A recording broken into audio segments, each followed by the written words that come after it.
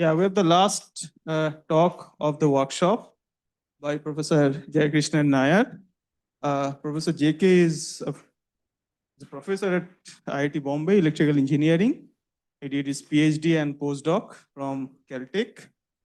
And today he'll be talking about bandits and wisdom identification. Thank you, Abhishek. Let's get started. Today's talk is going to be about the multi-arm bandit problem, specifically the best arm identification framework under multi-arm bandits. So very quick summary of what we are up to. The multi-arm bandit problem is a fundamental problem in online learning. We will be studying, in this case, the stochastic model, which differs from the adversarial model that was addressed a couple of talks back. And in the stochastic setting, the idea is that you collect sequential samples for a correction of options, which are also typically referred to as arms. And the goal is to learn something from this setting. Typically, what you want to learn is the arm or option with the best mean reward, right? So the idea being that there is a certain number in this illustration 4 of options or arms.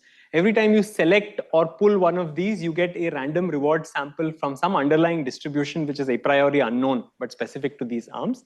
And you want to, from this exploration, from pulling various samples, you want to learn, for example, which of these arms has the highest mean reward. Right? So you can think of these arms as slot machines, and then every time you pull the arm, you're getting a random reward, which is drawn from the distribution that is specific to that slot machine. Right? When it comes to this so-called best arm identification problem, there are two distinct flavors which I'd like to disambiguate before we get into the one that we will talk about. There is what is called the fixed budget setting. Right? So in the fixed budget setting, what you have is you have a certain budget of the number of pulls that you are allowed across all of these arms. So suppose you have these n. So in those n pull opportunities, the learning agent or the learning algorithm can choose which arm to pull at each time. And at the end of these n observations, it is supposed to output its estimate of what the, ignore estimated mode, estimated best arm, let's say A hat, right? And the goal in the fixed budget setting is, given this budget of n samples, you minimize the probability of making a mistake, minimize the probability that you have misestimated the best arm, right? So the state of the art here is that you can prove that under the best algorithms, the probability of error will actually decay exponentially with the number of samples you give yourself, and then the goal is to then optimize the error exponent there, right? What we will today be talking about is a different setting, which is called the fixed confidence setting. Right? So the fixed confidence setting is defined as follows. So here there isn't a predefined a priori budget on how long you are supposed to interact with this collection of arms. Instead, after every time you do make an interaction, after every time that you pull an arm and receive the reward sample, the algorithm or agent must decide either to continue to sample or to stop. Okay? So if I do choose to stop, let's say after a certain random stopping time tau, which means after a random tau number of pulls, then the algorithm is required to output its estimate of what the best arm is. And the requirement that we place in the fixed confidence setting is that the probability that the algorithm stops and outputs an answer which is not the correct answer, which without loss of generalization, let's say, is 1. That probability is at most delta, where delta is pre-specified. That's like a error threshold that is allowed to you, right?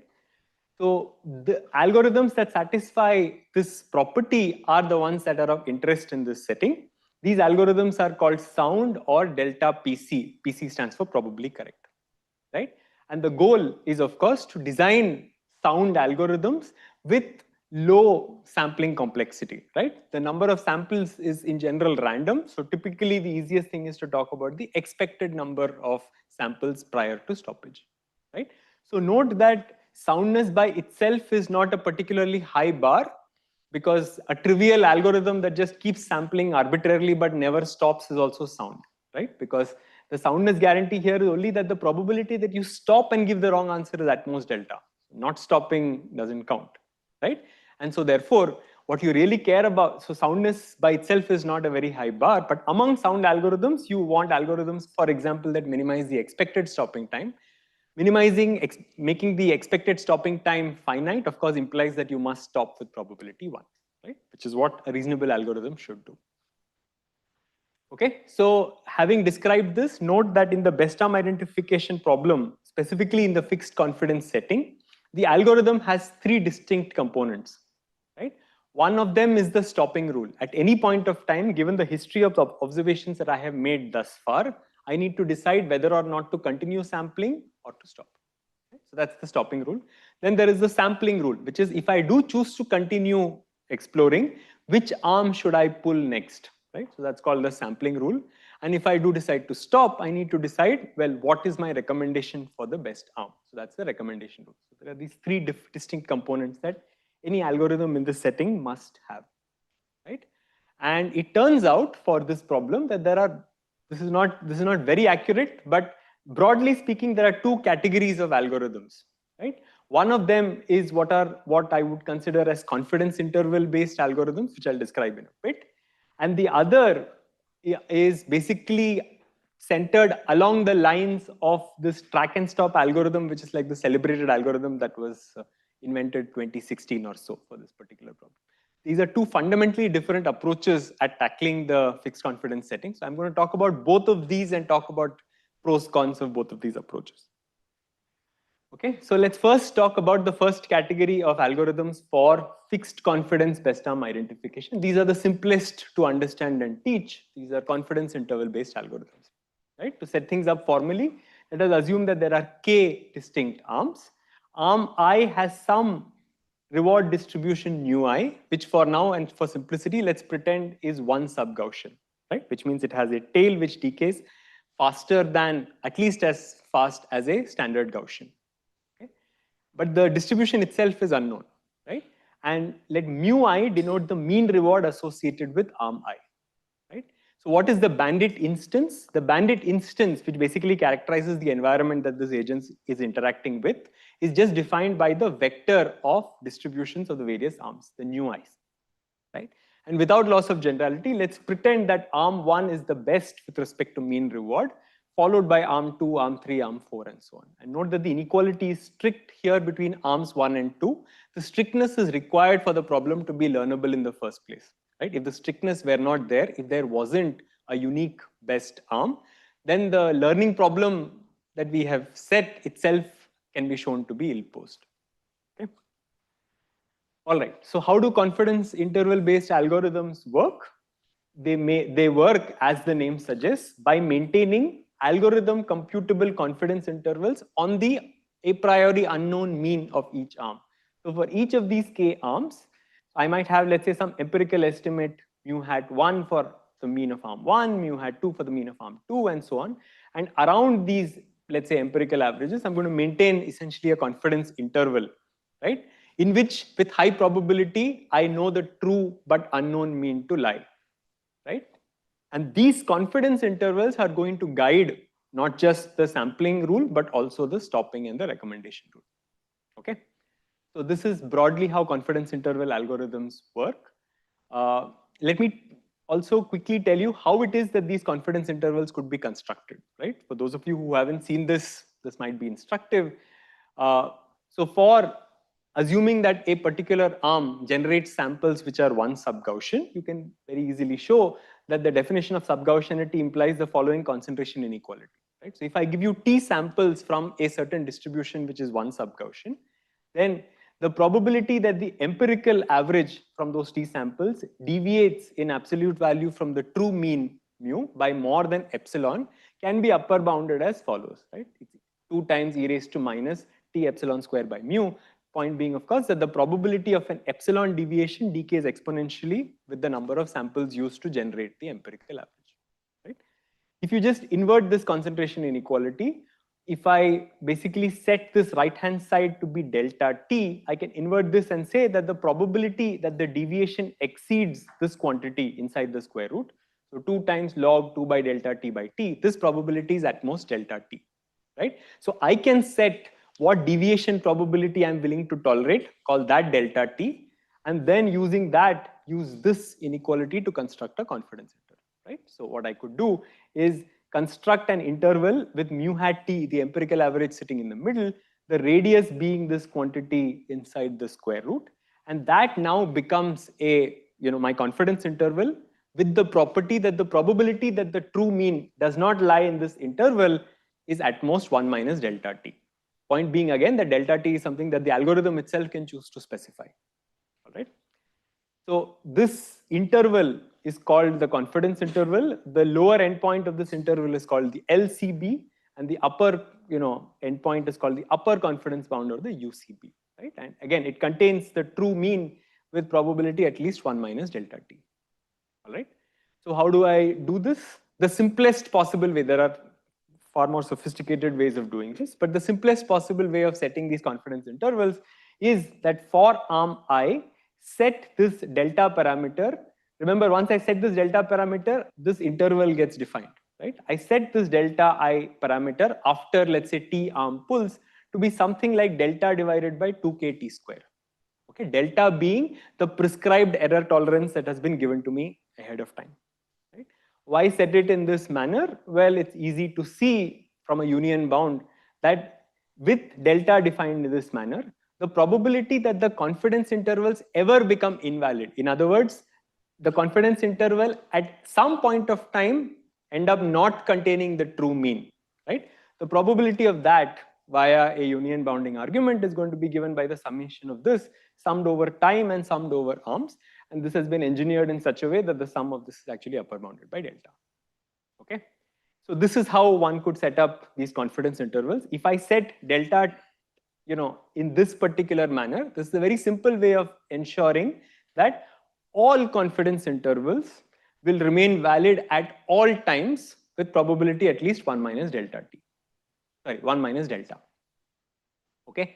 So this is a nice way of setting things up in a manner that is even oblivious to my sampling rule. I don't really care how or in what order I sample these arms.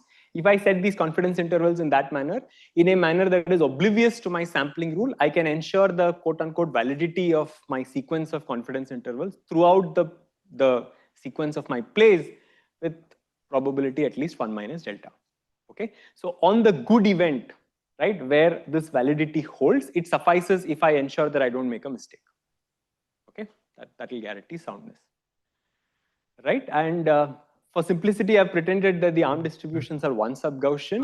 JK, they could lie, just a moment, they could lie in any arbitrary distribution class. You just have to plonk the appropriate concentration inequality for that class in this place and construct the confidence interval analogously. Somebody had a question. Yeah, JK, this is Sandeep here. So this kind of confidence, tubes. Yes. Can you hear me? Yeah, I can hear you, Sandeep. Yeah. So these kind of tubes will also work in the fixed budget setting, right? And you can draw conclusions there too. Volume. Why is the? Hi. Yeah. Can you speak louder? Yeah. No, my question was that these kind of confidence tubes will also work in the fixed budget setting, right? Does one draw kind of good conclusions this way? I mean, can you do? Yeah. So the approaches I'm aware of for the fixed budget setting do not use confidence intervals themselves. You typically work just with the empirical estimates, and then you use these concentration inequalities to prove the performance guarantees, but the confidence intervals themselves are not, to my knowledge, used in the algorithms itself. The fixed budget setting is a bit funny, as I think one of your students works on this as well. In that setting, what the best algorithms can do and what the best information theoretic bounds can do, there's a gap between the two. So, I can't be very authoritative in this response, but all the well-known algorithms in that setting do not use algorithm computed confidence intervals. Right. No, it just seemed like it'd be a very natural thing to say something at least. I mean, some kind of reasonable algorithms. Possibly. Yeah. These are broadly applicable. I'm just not aware of their use for the fixed budget setting. All right. Thanks. There are, in fact,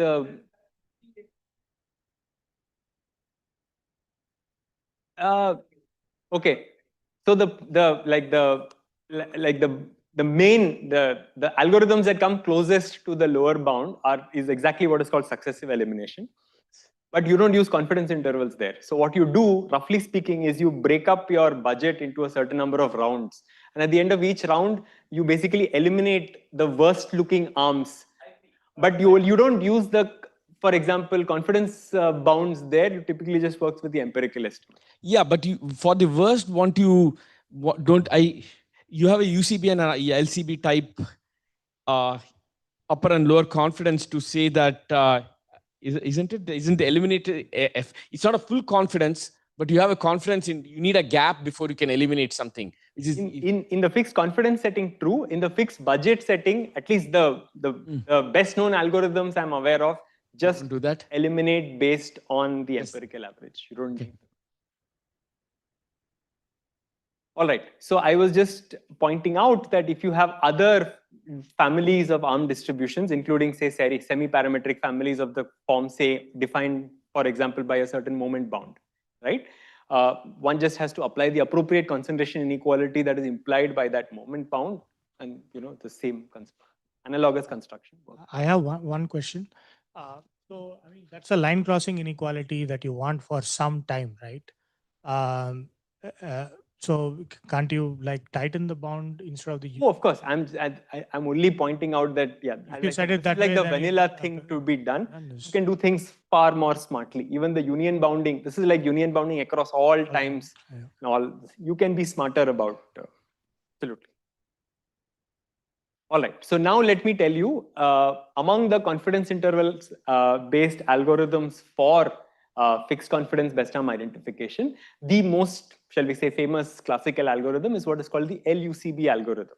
Right? This was invented by Shivram Kalyankrishnan along with his collaborators back in 2013. And this algorithm operates as follows. Very intuitively speaking, what it does is you have these confidence intervals and you operate in rounds. And in each round, you pull two arms. Which two arms? The best two. Right? You have to be a little careful about how you define the best two, and I'll tell you what that is.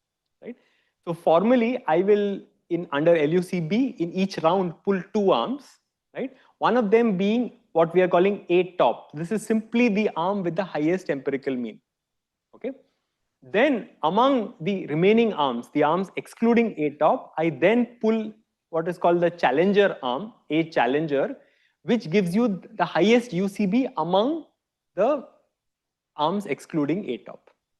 That's how we are defining the top two, right? The top is basically the one with the highest empirical mean. Exclude that, and then the challenger arm is the one with the highest UCB among the remaining arms. These are the two to be pulled at every time. Okay, so this would operate roughly as follows. So if at some point the algorithm has confidence intervals of this kind, note that arm 1 seems to have the highest empirical average here. So arm 1 becomes A top. If you exclude arm 1, among the remaining arms, the highest UCB, which mind you is not in fact the highest empirical mean in this case, happens to be arm 3, right? So arm 3 becomes the challenger, and you give each of these a pull. Recall from the definition of the confidence intervals that the width of the confidence interval tends to decrease as you pull it more, as you would expect. After pulling this, you might expect these intervals to shrink somewhat and so on. And then next round comes along, and again I pull A top and A challenger, right? In this case, in this illustration, A top remains the same, that's arm 1, but now the challenger becomes arm 2, right? Because its UCB is now higher than that of arm 3, and then you keep doing this, right? This is what you do. When do you stop, right? You would expect that as you keep pulling these arms again over and over, the confidence intervals are going to shrink, right? So at some point, you will arrive at a scenario where for the top arm, the LCB, the lower confidence bound of that, actually exceeds the UCB of all of the other arms. In other words, the confidence interval corresponding to one arm kind of moves away to the right of the confidence intervals of all of the other arms. At that point, I stop, because that in my good event means that I have identified the best arm. Okay? So I stop sampling when the lower confidence bound of A top exceeds the upper confidence bound of all of the other arms. By the construction of all of these arms, it is clear that I have to only check this against the UCB of the challenger arm. So long as the LCB of the top arm beats the UCB of the challenger arm, I can stop. And I obviously report A top as my answer. right? So this is called the LUCB algorithm, and here is what is known about the algorithm. Now, it is obvious that LUCB is sound, right? The soundness, in fact, just comes from the way we constructed our confidence intervals, right? So that comes for free. The main result that Shivram and co proved is that you can prove bounds of the following kind with probability at least 1 minus delta. So this is on the good event where my confidence intervals are valid at all times and so on. The number of pulls that are required to stop can be upper bounded by a bound of this form, right? So you can see this order of summation 1 by delta squares. Now, what are these deltas? These capital deltas are essentially the suboptimality gaps. So for any arm not equal to the top arm, the gap delta I is simply the difference in mean between the ith arm and arm 1. And by convention, we just take delta 1 to be the same as delta 2. Okay. So with that interpretation, the upper bound is actually given by this mess. So what you should see, the way to read this is that the dependency on the error threshold is of the form log of 1 by delta, right? And the dependency of on the gaps is kind of this summation 1 by delta I square type. Right? That's the form to take away from here. This is a high probability bound, which is typically easier to prove. What is a bit harder to prove is a bound on the average stopping time, but it turns out it has the same flavor, right? Same order sense flavor, right? So the next natural question to ask is, how good is this bound? This is just an upper bound. You know, how much better compared to this can one do, right? So that brings us to information theoretic lower bounds. So the specific lower bound I'm going to show you here is due to Emily Kaufman and co from 2016, where they proved the following. Okay, so consider a multi-arm bandit instance nu. Remember, nu is simply the vector of arm distributions. And let me define alt nu as the set of those instances where the best arm differs from that in the original instance nu. Okay. In that case, this is the lower bound that they proved, right? For any sound algorithm, the expected stopping time is at least this quantity, which you see as a product of two factors. One factor is like log of 1 by delta. The 4 doesn't really matter. It's like log 1 by delta times a certain factor that depends on the instance. And what is that dependency? The reciprocal of that quantity is, in fact, a supremum over W. I'll tell you what that is in a bit. Infimum over lambda lying in the space of alternative instances of this summation of Wi times the KL divergence between the ith arm in the new instance and the ith arm in the lambda instance. Right? Remember, lambda and nu are both instances. Right? So what is this W? This W is supposed to be optimized over the probability simplex in k-1 dimensions. Think of it as a probability distribution over the arms. Right? So what is this objective? Thinking of W as a KL divergence, this is a certain weighted average of the arm-wise KL divergences between the true instance nu and an alternative instance lambda. Right? Note that lambda has a different optimal mean as compared to nu, and so therefore all of these KL divergences cannot be 0, right? And you want to minimize this weighted average first with over the alternative instances, and then that infimum has to further be maximized or supremized with respect to the probability simplex W. Okay, so I'm not going to go into how this bound is derived itself in this. But it turns out, again, there are things to be said about the computation of this lower bound. It can be posed as a convex problem when things are nice and so on. So there are things that can be said about this problem. Okay. Now, remember that the lower bound here is expressed in terms of these KL divergences. The upper bound that I gave you for LUCB was in terms of these gaps, right? The delta I's. So to be able to map these to be able to kind of put them on the same platform, I need to specialize to some type of distribution. So for example, instead of one sub-Gaussian, if I believe that the instance is one Gaussian instead, which means variance one's Gaussians, then in fact, that quantity that I had written as whose reciprocal was that nested optimization can be shown to be upper bounded by a constant time summation 1 by delta square and lower bounded by another constant time summation 1 by delta square. Right? So basically, the complexity of the problem is related to the sum of 1 by delta square, the sum of the reciprocals of the squares of the suboptimality gaps. Okay, so this implies therefore that for a one Gaussian instance, the expected stopping time of any sound algorithm is going to be at least log 1 by delta times summation of 1 by delta square. Okay. So this follows from the information theoretic lower bound. Compare that to the upper bound that we showed of LUCB before.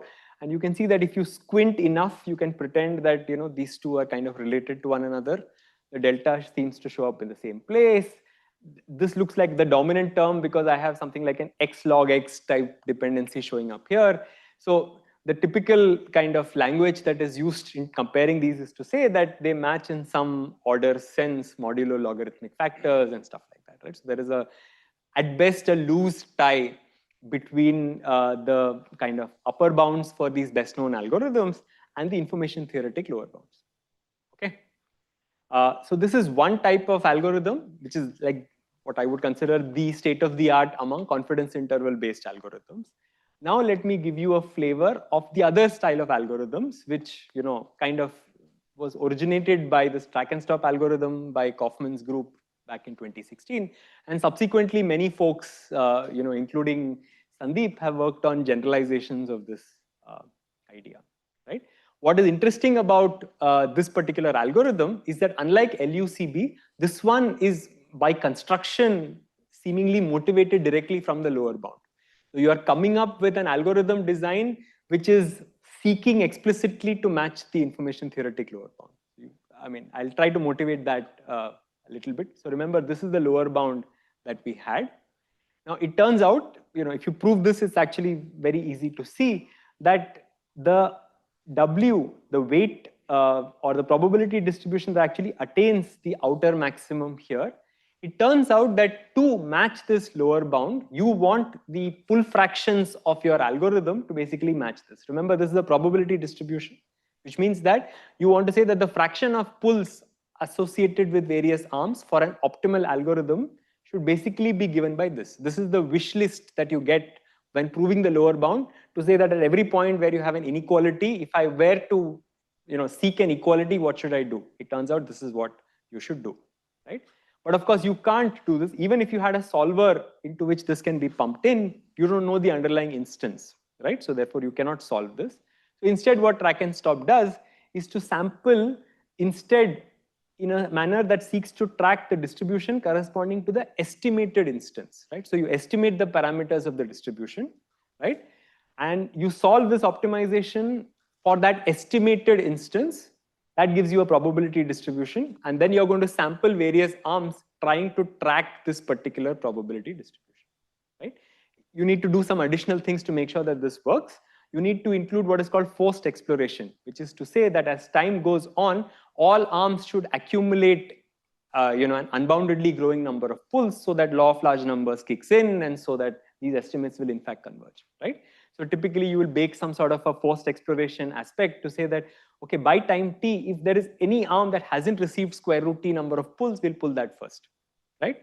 Else, I'm going to try and track this quantity. Okay. So this is how track and stop does its sampling, right? So as you might expect, because I need to track this, and so therefore I need to solve this optimization problem, which in turn involves these scale divergences.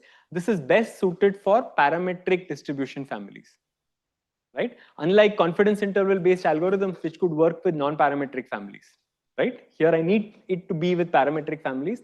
And in fact, Sandeep and Shubhada have done some work to try and make this work for other non-parametric families as well, right? But as such, this looks like it was suited for parametric families, right? So that tells you how the track of track and stop works. What is it trying to track? Well, it's trying to track this distribution, okay? How does the stop happen? The stop actually happens via a generalized likelihood ratio statistic. So specifically, this statistic is defined as follows. So for any pair of arms I and j, you basically compute this, this statistic, which is the log of a ratio of two maximum likelihoods.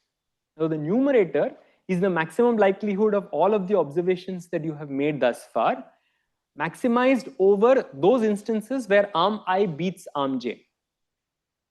Right? And the denominator is the maximum likelihood of the same collection of observations, but now maximized over instances where arm j beats arm I. You can imagine that if arm I actually did beat arm j in the underlying instance, then the numerator likelihood would be significantly larger than the denominator max likelihood, in which case this quantity Zijt would be large, right? So this statistic in some sense is capturing the extent to which the observations that you have made support I beating J compared to J beating I. Yes.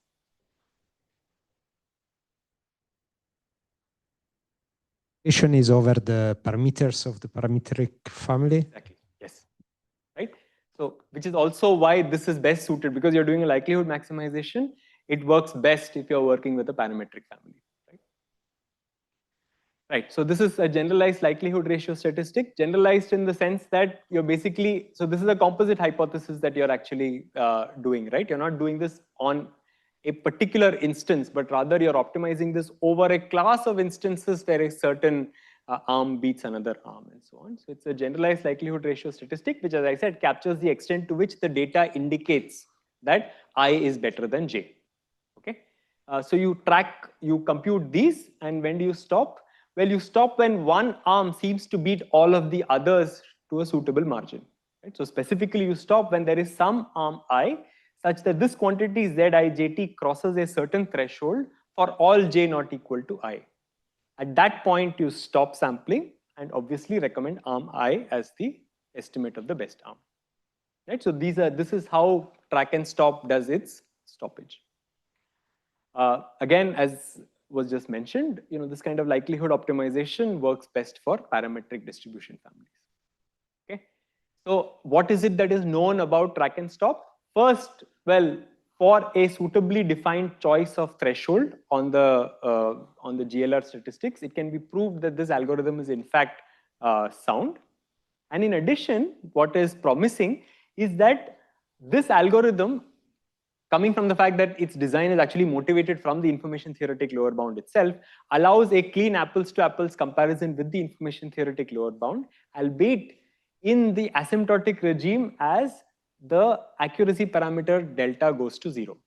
Right? So remember, delta is basically my tolerance for error. This is the probability I'm willing to accept that you'll give me the wrong answer. Right? Now, as delta goes to 0, the expected stopping time under track and stop will go off to infinity, the log 1 by delta. The information theoretic lower bound also has a similar log 1 by delta type dependency that also goes off to infinity, but the ratio of these goes to 1. Right? Which is to say that in the limit as delta goes to 0, multiplicatively speaking, track and stop is optimal with respect to expected stopping time. Right? So this is referred to as asymptotic optimality. Right? Unlike with LUCB, it is possible to actually make a comparison between the lower bound and the upper bound, but the comparison is in an asymptotic regime. Right? Another remark I will make here is that these two properties actually come from the two different parts of the algorithm. So it turns out that it is the sampling rule. Remember, the tracking of the W star, that is the rule that actually gives you the asymptotic optimality. So it turns out that asymptotic optimality is tied intimately to the kind of pull fractions that you maintain as you go along. Right? And the stopping rule, which is the GLR statistic-based stopping rule, is what ensures the soundness. So soundness comes from your stopping criteria. Optimality of your sample complexity, that comes from the sampling rule. Right? And track and stop kind of separates these two out. There's one design for tracking and one design for stopping. You can also mix and match. You can use this stopping rule with any arbitrary sampling rule and the algorithm would still be sound. Right? And so on. Yes. Can you say anything about non-asymptotic bounds for track and stop? Yeah, they are known. I'm not on top of this literature.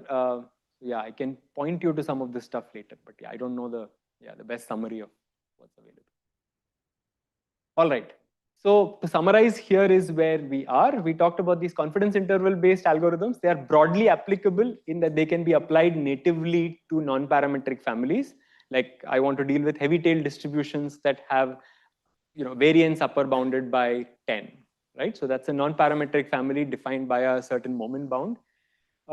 You can apply these algorithms to those kind of families. On the other hand, track and stop style algorithms, as I said, are best suited for parametric distribution classes, right?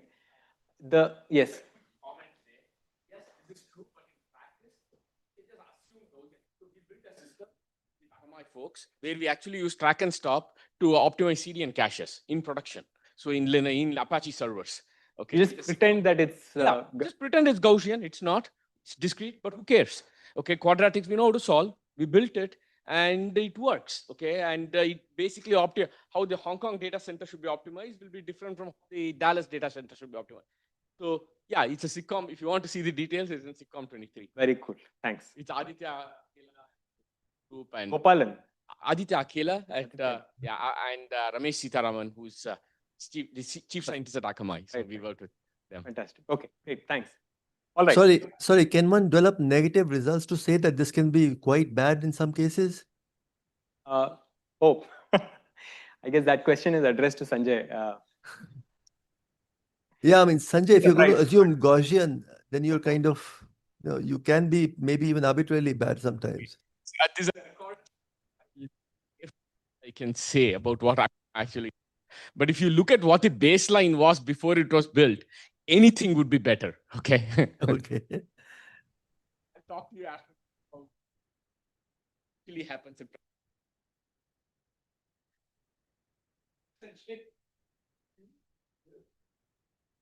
All right. Yeah. So the other contrast is the difference in the manner of guarantees that can be proved, right? So the guarantees, as I mentioned, with respect to confidence intervals based algorithms tend to be loose order sense type, right? And difficult to basically relate directly to the information theoretic lower bound.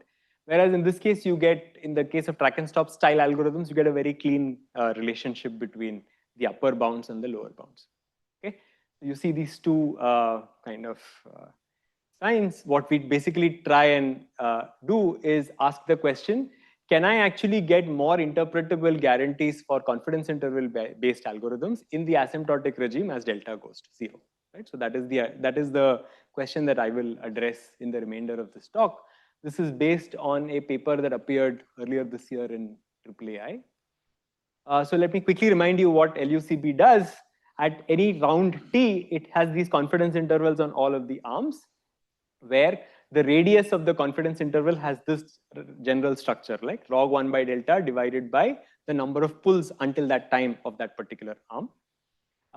The sampling rule, well, in addition to pulling the top arm and the challenger arm, we will also additionally assume a certain extra forced exploration. This is there purely for analytical, we need to break a certain chicken and egg with respect to, you need enough number of samples for the estimates to get good enough until a certain type of behavior emerges and so on. So it's just convenient for us to additionally assume this forced exploration, which it turns out is harmless in that it rarely ever kicks in practice, but we need it just for the proof to say that if by any time, any arm has not been pulled square root T number of times, I'm going to pull that first.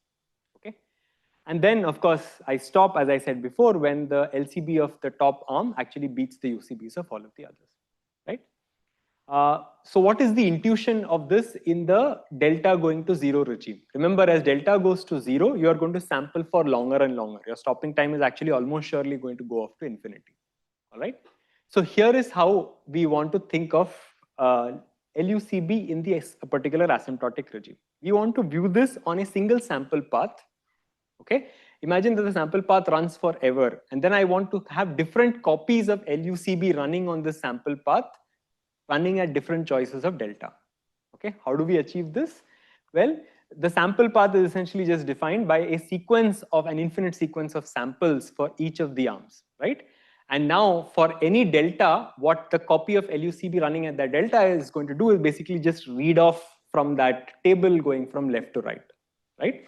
And so I can, if I think of my sample paths in this manner, I can actually generate a coupling between these various so-called hypothetical copies of LUCB that are running for various stopping times, and then be able to make a sample path statement about how the stopping time scales as delta goes to 0. Okay. It is important to note that unlike in the case of track and stop, the sampling process itself varies with delta. So in track and stop, the sampling process doesn't matter. You keep sampling all copies of track and stop would sample in exactly the same way. At some point, somebody stops because their GLR statistic got satisfied and the other copies go on, right?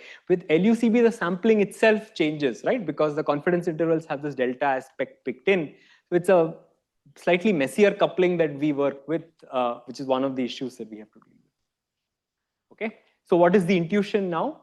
As delta goes to 0, the stopping time, of course, goes to infinity. By law of large numbers, because of my first exploration at the very least, I'm guaranteed that my estimates of each of the arms is actually going to converge to the true mean, right? Which means that, almost surely after a certain point of time, I know that the top arm is going to be the correct arm, arm 1, right? All I have to now figure out is when is the algorithm actually going to stop, right? Remember also, there is strong intuition for this, which I will not be able to fully justify, but it can be shown that all arm pulls will asymptotically scale as log 1 by delta. Right? This is essential for any reasonable algorithm in this space. Right? So this is how you can think intuitively about how this algorithm would work. Right? Imagine, for the purpose of this picture, that there are 3 arms. It's a 3-armed instance. Arm 1 is best, followed by arm 2, followed by arm 3. And let's pretend that the empirical estimates are stuck to the true means, right? So which means enough time has passed such that the empirical estimates don't budge by much and they are almost correct, right? And then you have the LCB of arm 1, UCB of arm 2 sitting here, and the UCB of arm 3 sitting here, right? Now in this configuration, what you would do is pull arm 1, because arm 1 is stop, of course, and your challenger in this case would be arm 2, right? When you pull the challenger arm, its UCB decreases. Right? And because you're pulling the top arm, its LCB increases, right? Now, if the UCB of one of the challenger arms goes below, then the identity of the challenger arm changes, and so the other guy becomes the challenger arm, right? So you would expect that, I'm sorry, I made a mistake here. A top remains fixed, a challenger actually alternates among the non-optimal arms, right? Until you will see that essentially the LCB of arm 1 keeps running to the right, and the UCBs of all of the non-optimal arms will in some sense synchronize and kind of decrease in sync. Right? This is the picture you would expect because of the construction of LUCB. Right? So they kind of line up in sync and decrease in sync, while the LCB of arm 1 is increasing, right, up until there is a point of separation.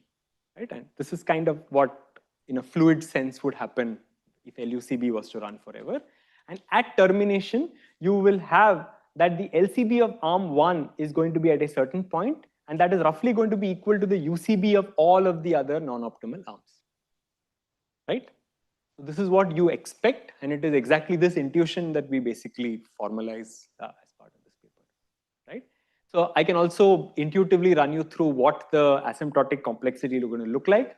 So suppose that the separation, right, the point at which the algorithm actually stops is when the confidence intervals LCB of arm 1 and UCB of all of the other arms is a distance m to the left of the true mean of arm 1, right?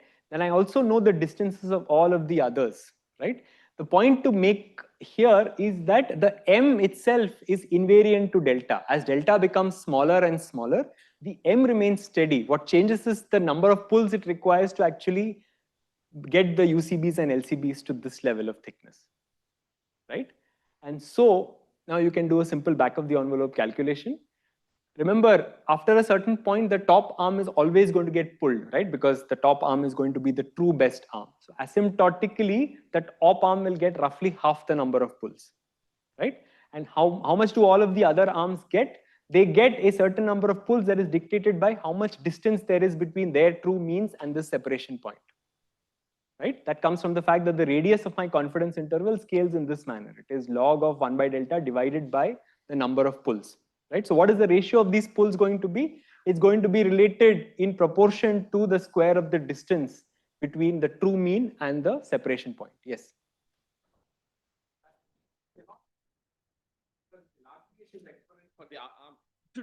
You should balance the exponents, and this is not. The top arm is getting half the pulls. I agree. So I'll talk about that. Yeah. So LUCB is not optimal. Yeah.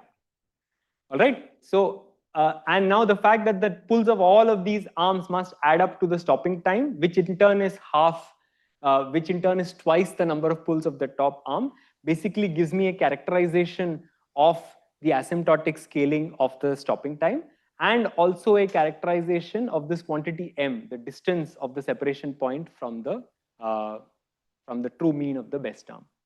Okay, so this kind of simple back of the envelope calculation indicates to you where you expect, how you expect LUCB to behave and what kind of pull fractions would that result in, and that is exactly what we formalize.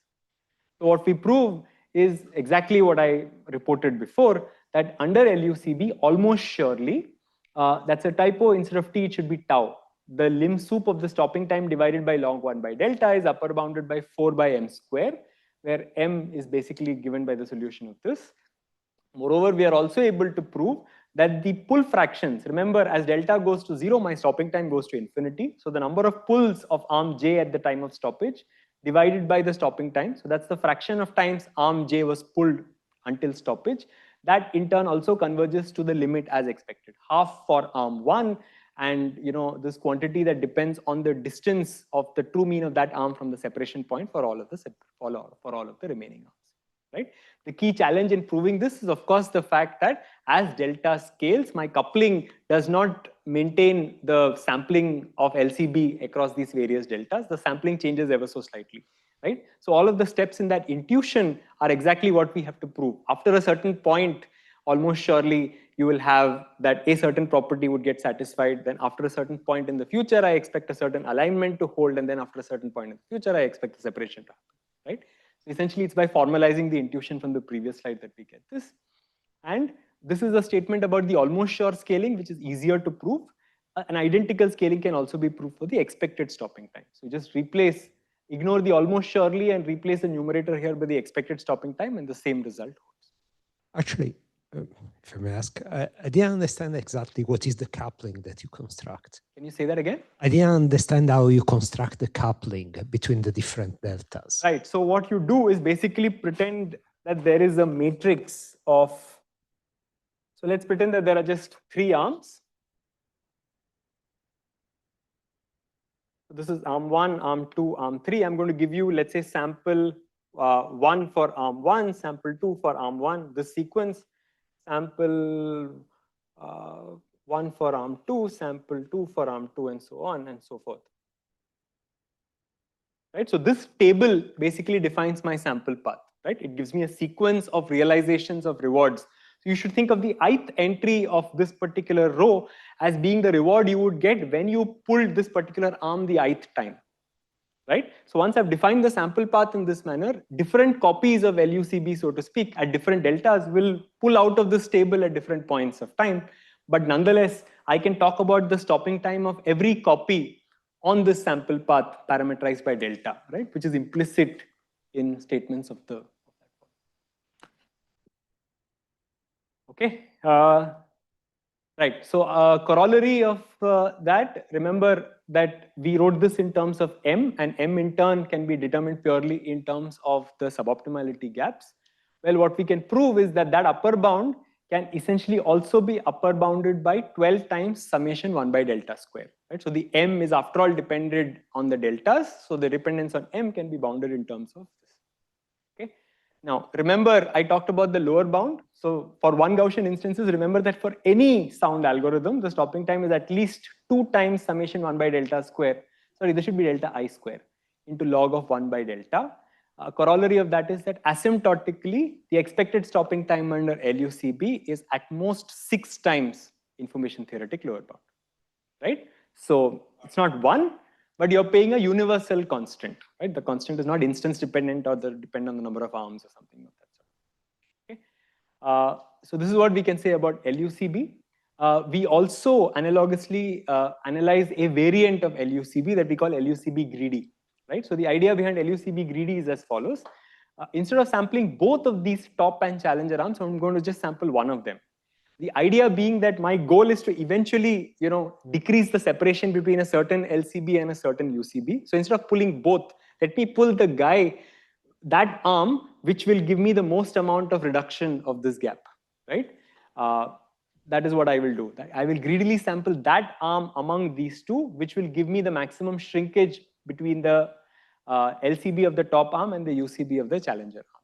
Because of the manner in which these gaps decline, they decline as 1 by square root of the number of pulls. What that means is that I'm going to sample the arm among A top and A challenger, which has so far had the fewer number of pulls.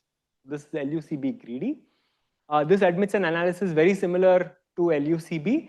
The difference is that asymptotically the point of separation changes, right? So here the idea is that if you think of arm 2, whenever arm 2 is the challenger arm, it will get pulled until it has as many pulls as arm 1.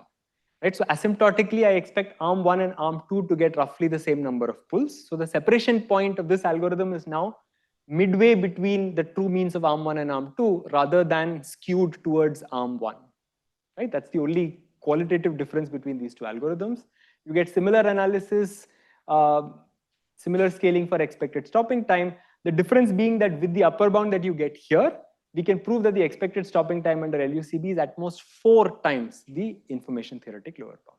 Okay, this looks like it is better, but the problem is that the difference between 4 and 6 comes from taking our bound and trying to cast that as a certain multiple of the information theoretic lower bound. Right? So if you take the bound by itself, it turns out that neither of these two algorithms dominates the other. So the difference in that prefactor that you're getting is really coming from what we have to pay to write it, bound it as a multiple of that information theoretic lower bound. All right. So here are my concluding remarks. So we talked about the main takeaway that I'd like to highlight here is that confidence interval based algorithms do admit some sort of a fluid analysis in the asymptotic regime as delta goes to 0, right? So there is a very clean way of interpretable way of thinking about what these algorithms are doing via the limiting pull fractions that they actually generate, right? And this is not an insight that you get from a finite delta upper bound, which is not only messier, but tells you less about what the algorithm is actually doing, right?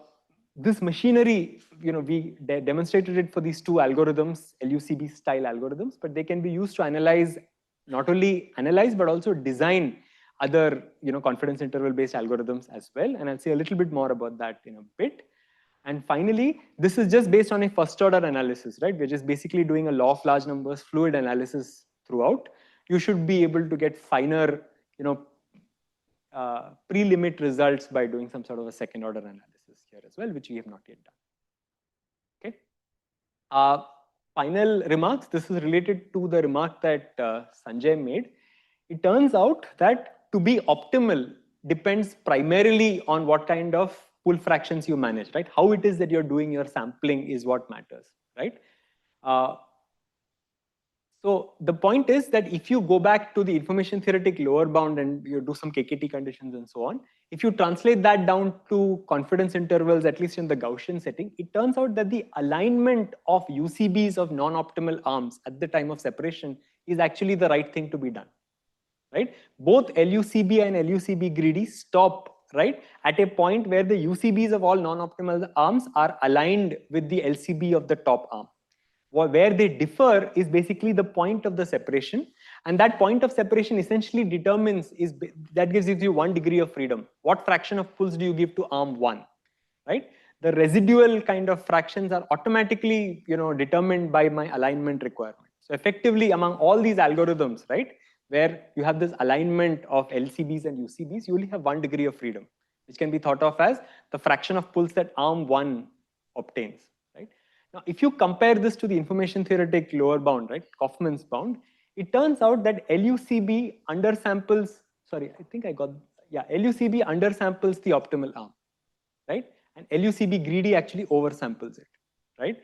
So the actual optimal algorithm lies somewhere between these two, right? And one hopes that the same machinery can really be used to design, an intermediate algorithm which will nail the pull fractions exactly as they are supposed to be from the information theoretic lower bound.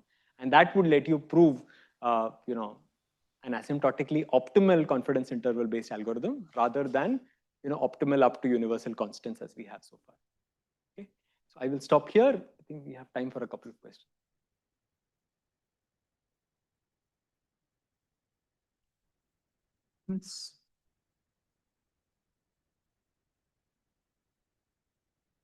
So I have a question. So the 4 times the information theoretic lower bound and the 6 times thing, is it for any one sub-Gaussian case, or is it only for the one Gaussian case that you are? It's for the one Gaussian. One Gaussian. Well, the one is not what is important. The sub-Gaussian. Yeah.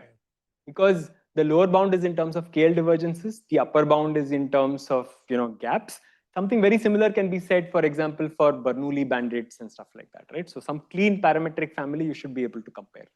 Okay, so another comment is that in track and stop, there is also a top 2 version Yes. where you look at the index corresponding to that particular arm, the KL index. But if you did that in one way, then it's known that the best factor of approximation is 2 from the information theoretic lower bound. So I was just wondering if you could get your thing up to that, because it seems to aware of the indicate. work that you referred to, Yeah. and there are some very close similarities there because they are also essentially optimizing with respect to the number of pulls that arm 1 gets. Right. You freeze that and then you optimize with Exactly. respect to the Beta other. you optimize and then you make sure the indices all align. And here the index seems to be the UCB. Absolutely. So indeed, in this case, we find that fixing beta and optimizing the rest of the pull fractions is analogous to enforcing this alignment between LCBs and UCBs in the asymptotic setting. Okay. Right? So whether the 4 can be done to 2, I mean, it's a matter of algebra. So that I'm not 100% sure of. But there's definitely a very close tie between those, top 2 type algorithms, which are like track and stop variants, and what we are showing for LUCB and co. So JK, so just along these lines, if we ignore the best arm proportions, if you look at the suboptimal arm proportions and look at the relative values, what you're getting, is it exactly matching the track and the lower bound ones? Yes. It is. I see. Exactly. Right. Then there should be an easy proof, I think. I would think, yeah.